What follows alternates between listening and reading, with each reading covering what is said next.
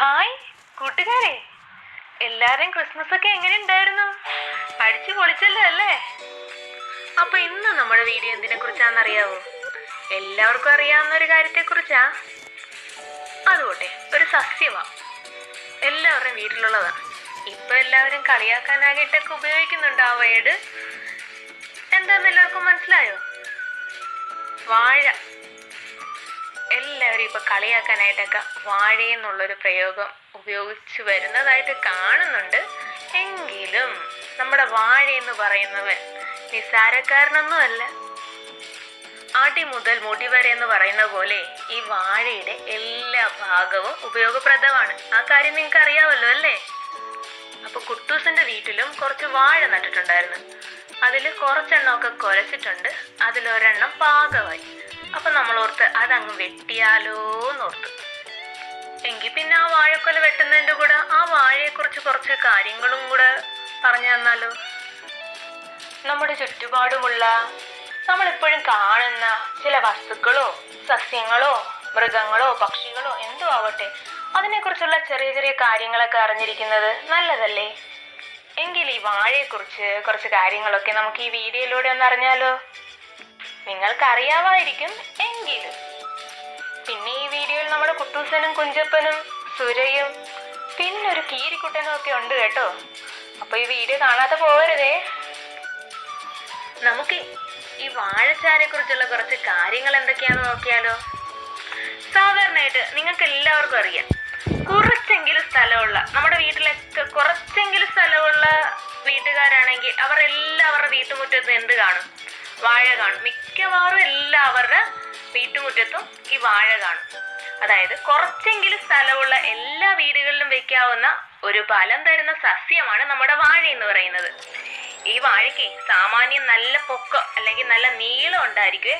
അതുകൊണ്ട് തന്നെ ഈ നീളമുള്ളത് കാണുമ്പോൾ ആദ്യം വൃക്ഷമാണെന്നൊക്കെ തെറ്റിദ്ധരിക്കപ്പെടാറുണ്ട്. പക്ഷെ ഇത് വൃക്ഷഗണത്തിലല്ല കേട്ടോ പെടുന്നത്, ഇത് സസ്യമാണേ.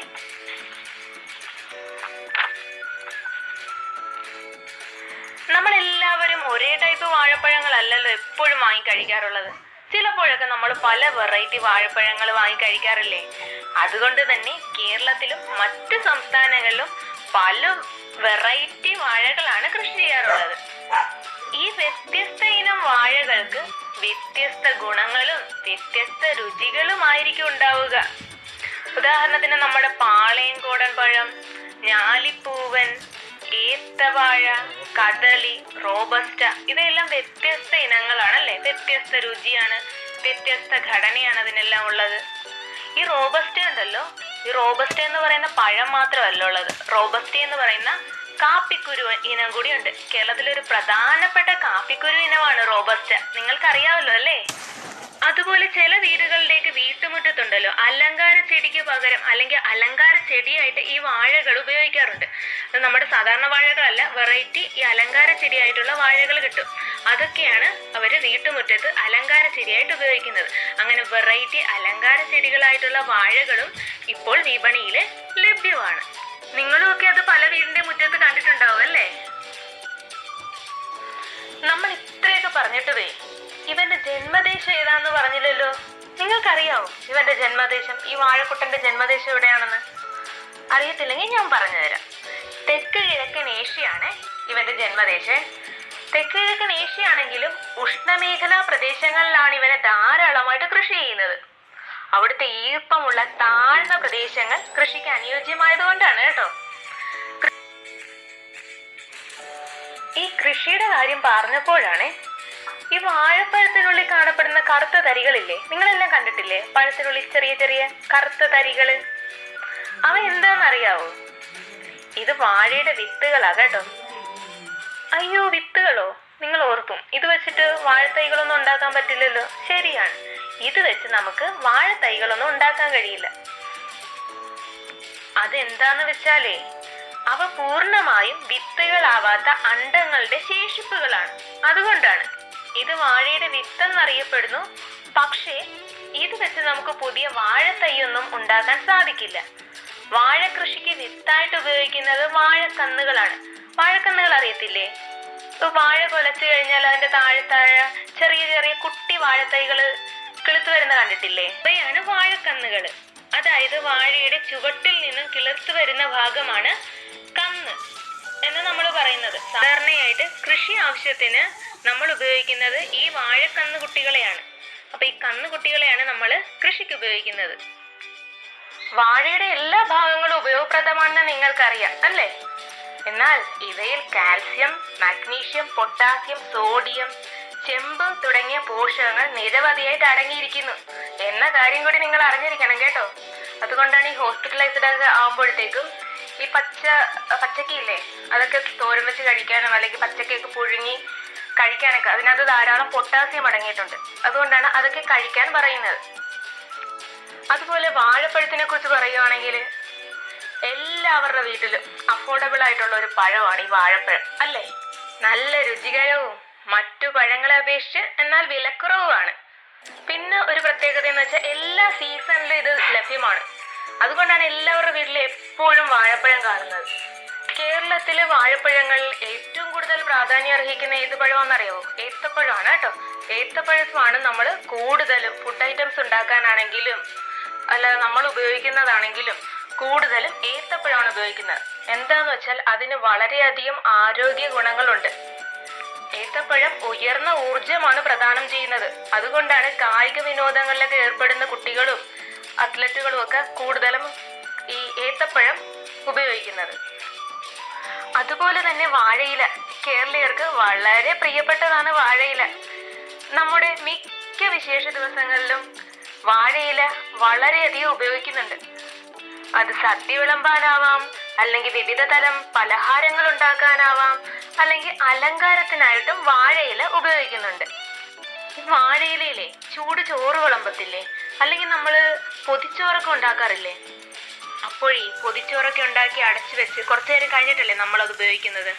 അപ്പൊ ഈ വാഴയില ചൂടാവും. ഈ ചൂട് ചോറല്ലേ നമ്മൾ ഇടുന്നത്. അപ്പൊ ഈ വാഴയില ചൂടായി ഈ വാഴയിലയിലുള്ള പോഷകങ്ങളൊക്കെ ആ ഭക്ഷണത്തിലോട്ട് കലരും.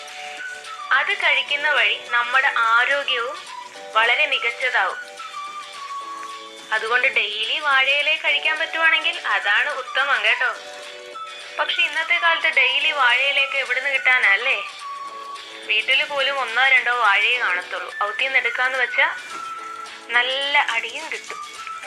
ഈ വാഴയില ഫുഡ് ഉണ്ടാക്കാൻ മാത്രമല്ല കേട്ടോ, ആയുർവേദ ചികിത്സാ രീതിയിലും വാഴയിലയ്ക്ക് വളരെ പ്രാധാന്യമുണ്ട്. ശരീരത്തിലൊക്കെ പൊള്ളലേറ്റാലുണ്ടല്ലോ, ഈ വാഴയിലയുടെ മുകളിലും താഴെയായിട്ടും ഈ ജിഞ്ചർ ഓയിൽ പുരട്ടിയിട്ട് ആ പൊള്ളലേറ്റ ഭാഗത്തോട്ട് ഇങ്ങനെ വെച്ചു കൊടുക്കും. കുറച്ച് കഴിയുമ്പോഴത്തേക്ക് ആ പൊള്ളലിന്റെ നീറ്റലിനും ഒക്കെ ഒരു ശമനമുണ്ടാവും. അതുപോലെ തന്നെ ഉണ്ടല്ലോ, നമ്മുടെ എട്ടുകാലി കടിച്ചാലോ അല്ലെങ്കിൽ കടന്നലൊക്കെ കുത്തിയാലും വാഴയില നീര് ഉപയോഗിക്കാം കേട്ടോ. ഈ വാഴയില നീരോ അല്ലെങ്കിൽ വാഴയില ചതച്ച് അരച്ച് തേക്കുകയൊക്കെ ചെയ്യാം. അപ്പോൾ ആ നീരും വേദനയൊക്കെ കുറയാൻ സഹായിക്കുവേ. കാച്ചിലിന്റെ ഇലയും ഇതിന് ഉപയോഗിക്കാറുണ്ട് കേട്ടോ. പിന്നെ മറ്റൊന്നാണ് വാഴക്കൂമ്പ്. കാണാൻ നല്ല അഴകല്ലേ വാഴക്കൂമ്പ്? കാണാനുള്ള അഴക് മാത്രമല്ല കേട്ടോ, ഒട്ടനവധി ആരോഗ്യ ഗുണങ്ങളുള്ള ഒന്നാണ് ഈ വാഴക്കൂമ്പ്. നമ്മുടെ ശരീരത്തിൽ ഉണ്ടാവുന്ന അണുബാധ ചികിത്സിക്കാൻ മികച്ചതാണിത്. ഇതിൽ എത്തനോൾ അടിസ്ഥാനമാക്കിയുള്ള സത്തകൾ അടങ്ങിയിട്ടുള്ളതിനാൽ രോഗകാരിയായ ബാക്ടീരിയയുടെ വളർച്ച ഇത് തടയുന്നു. പിന്നൊരു കാര്യം എന്ന് വെച്ചാൽ നമ്മുടെ ശരീരത്തിൽ ഉണ്ടാകുന്ന മുറിവുകളൊക്കെ വേഗത്തിൽ സുഖപ്പെടുത്താനുള്ള ശേഷിയും ഈ വാഴക്കൂമ്പിനുണ്ട്. അതുകൂടാതെ അകാല വാർദ്ധക്യം, ക്യാൻസർ തുടങ്ങിയ നിരവധി ആരോഗ്യ പ്രശ്നങ്ങൾക്കുള്ള അതുണ്ടാവാനുള്ള സാധ്യത കുറയ്ക്കാൻ ഇത് ഉപയോഗിക്കുന്നുണ്ട്. അപ്പൊ എല്ലാവരും വാഴക്കൂമ്പ് കിട്ടുവാണെങ്കിൽ അതുകൊണ്ടുണ്ടാക്കിയ കറികളും തോരനും വിഭവങ്ങളെല്ലാം കഴിക്കാൻ ശ്രമിക്കണം കേട്ടോ. അതുപോലെ വളരെ ഔഷധ ഗുണമുള്ള ഒന്നാണ് വാഴപ്പിണ്ടി. ഈ വാഴപ്പിണ്ടിക്ക് വയറിനെ ശുദ്ധീകരിക്കാനുള്ള കഴിവുണ്ട്. വാഴയിലയും വാഴത്തണ്ടും കരിച്ചുണ്ടാക്കിയ ചാരവേ ശീതപിത്തം അഥവാ സ്കർവി, പിന്നെ വിരബാധ, നെഞ്ചെരിച്ചിൽ എന്നിവയൊക്കെ ശമിപ്പിക്കുന്നുണ്ട്. വാഴപ്പിണ്ടി കഴിക്കുന്നതേ രക്തത്തിലെ പഞ്ചസാരയുടെ അളവ് കുറയ്ക്കാൻ സഹായിക്കും. അങ്ങനെ പ്രമേഹത്തിനെ നിയന്ത്രിക്കാനും ആവും കേട്ടോ. അതേപോലെ വാഴപ്പിണ്ടി ഭക്ഷണത്തിൽ ഉൾപ്പെടുത്തുന്നതേ മൂത്രാശയത്തിലെ കല്ല് പ്രതിരോധിക്കാനുള്ള ഒരു പ്രധാന മാർഗമാണ്. പിത്താശയത്തിൽ കല്ലുണ്ടായാലോ, പിത്താശയത്തിൽ കല്ലുണ്ടാകത്തില്ലേ, അങ്ങനെ പിത്താശയത്തിൽ കല്ലുണ്ടായാൽ അതിന്റെ വലിപ്പം കുറയ്ക്കാനും ഈ കല്ല് നീക്കം ചെയ്യാനും ആഴ്ചയിൽ 2 പ്രാവശ്യമെങ്കിലും ഈ വാഴപ്പിണ്ടി നീര് കഴിക്കണം കേട്ടോ. അങ്ങനെയാണെങ്കിൽ ഇതിന്റെ കല്ലിന്റെ വലിപ്പം കുറയുമെന്നാണ് പറയുന്നത്. അതുമാത്രമല്ല കേട്ടോ, വാഴപ്പിണ്ടി ജ്യൂസേ ശരീരത്തിലെ ടോക്സിനുകൾ പുറന്തള്ളാനും ഏറെ നല്ലതാണേ. ഇനി മറ്റൊരു പ്രധാനപ്പെട്ട ഭാഗമാണ് വാഴനാര്. പണ്ടു മുതലേ നമ്മളൊക്കെ താൽക്കാലിക ആവശ്യത്തിനായിട്ട് ഈ കയറിന് പകരം ഉപയോഗിച്ചിരുന്ന ഈ വാഴനാരാണ് കേട്ടോ. പിന്നെ മാല കോർക്കാനൊക്കെ നമ്മൾ ഉപയോഗിച്ചിരുന്ന ഈ വാഴനാരാണ് കേട്ടോ. ഈ വാഴപ്പോള കീറിയിട്ട് ഉണക്കിയാണ് കേട്ടോ വാഴനാരുണ്ടാക്കുന്നത്. എന്നിട്ട് ഈ വാഴനാരിലേ പലതരത്തിലുള്ള കളറൊക്കെ ചേർക്കും. എന്നിട്ട് ഈ പല കളറൊക്കെ ചേർത്തിട്ട് പലതരത്തിലുള്ള കരകൗശല വസ്തുക്കളും ഉണ്ടാക്കാറുണ്ട് ഇതുകൊണ്ട്. ഡ്രസ്സ്, സാരിയൊക്കെ ഇതുകൊണ്ട് ഉണ്ടാക്കും ഈ വാഴനാര് ഉപയോഗിച്ച്. പിന്നെ ബാഗ്, ചെരുപ്പ്, തടുക്ക് ഒക്കെ ഈ വാഴനാരുകൾ ഉണ്ടാക്കാൻ സാധിക്കും. വാഴനാരെ എങ്ങനെയാണ് സംസ്കരിച്ചെടുക്കുന്നത് എന്നുള്ള പരിശീലനമേ നമ്മുടെ തൃശ്ശൂർ കണ്ണാറ വാഴ ഗവേഷണ കേന്ദ്രത്തിലും പിന്നെ ഖാദി ആൻഡ് വില്ലേജ് ഇൻഡസ്ട്രീസിലും തരുന്നുണ്ട് കേട്ടോ. നമുക്ക് അതിനുള്ള പരിശീലനമൊക്കെ അവർ നമുക്ക് തരുന്നു. പ്രധാനമായും വാഴയ്ക്കുണ്ടാകുന്ന ചില രോഗങ്ങൾ ഏതൊക്കെയാന്ന് പറയട്ടെ. അതിലൊന്നാമത്തത് വെള്ളക്കൊമ്പ് രോഗം, പിന്നെ ഇലപ്പുള്ളി രോഗം, കൊക്കാൻ രോഗം, പനാമ വാട്ടം എന്നിവയൊക്കെയാണ് പ്രധാനമായിട്ട് ഈ വാഴകൾക്കുണ്ടാകുന്ന രോഗങ്ങള്. പിന്നെ ഈ വാഴയ്ക്ക് ഒരുപാട് കീടങ്ങളൊക്കെ ആക്രമിക്കാറില്ലേ? അവ ഏതൊക്കെയാണെന്നറിയാമോ? അതിലൊന്നാണ് തടതുരപ്പൻ പുഴു. ഇവനെ തടത്തിൽ നിന്ന് തുരന്നു കയറിയിട്ട് ഈ വാഴ പകുതി വെച്ച് ഒടിഞ്ഞു വീഴുകയാണ് ചെയ്യുന്നത്. പിന്നെ മറ്റൊന്നാണ് മാണവണ്ട്, പിന്നെ നിമാവിരകള്. പിന്നെ വാഴയ്ക്കുണ്ടാകുന്ന ഒരു പ്രധാനപ്പെട്ട രോഗമാണ് കുറുനാമ്പ് രോഗം. ഇത് പടർത്തുന്ന കീടമേതാണെന്നറിയാം? എഫിഡ് എന്ന് പറയുന്ന കീടമാണ്. അപ്പൊ വാഴയെക്കുറിച്ച് വളരെയധികം കാര്യങ്ങൾ ഇപ്പൊ പറഞ്ഞിട്ടുണ്ട്. എല്ലാവർക്കും ഈ വീഡിയോ ഇഷ്ടമായെന്ന് വിചാരിക്കുന്നു. അപ്പൊ കുട്ടൂസൻ വ്ലോഗ്സ് ഇഷ്ടമായെങ്കിൽ സബ്സ്ക്രൈബ് ചെയ്യാനും ലൈക്ക് ചെയ്യാനും മറക്കരുതേ. ടാറ്റാ.